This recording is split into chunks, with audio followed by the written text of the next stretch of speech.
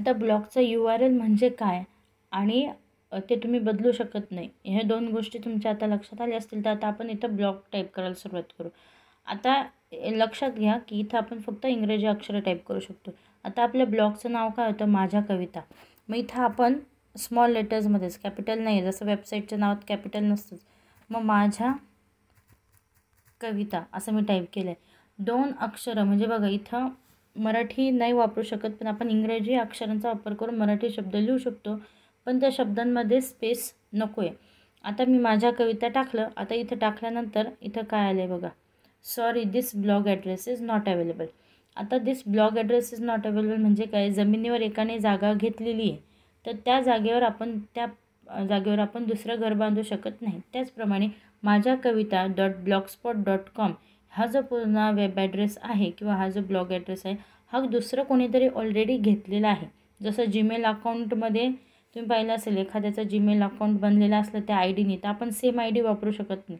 त्याचप्रमाणे माझ्या कविता .blogspot.com हा वेब ॲड्रेस कोणतरी ऑलरेडी घेतलेला आहे, ब्लॉग ॲड्रेस. त्यामुळे आपण हा घेऊ शकत नाही. म्हणून त्यांनी इथं खाली म्हटलेलं आहे, sorry this blog address is not available. म्हणजे काय, आपल्याला दुसरं काहीतरी नाव सुचवावं लागेल. आपल्या याच्यासाठी URL दुसरं काहीतरी URL आपल्याला विचार करावा लागेल.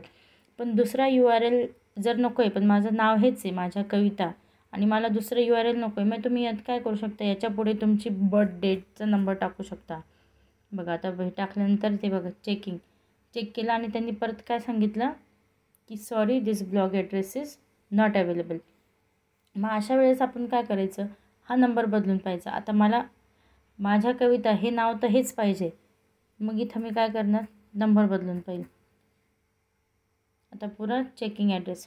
आता बघा इथं खाली काय आलेलं आहे, इथं आलेलं आहे दिस ब्लॉग ॲड्रेस इज अवेलेबल.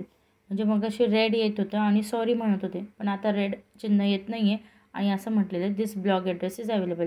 म्हणजे हा जो आहे माझ्या कविता 99.blogspot.com हा ब्लॉग ॲड्रेस अवेलेबल आहे आणि आता हा माझ्या ब्लॉगचा URL मी फायनल करू शकते.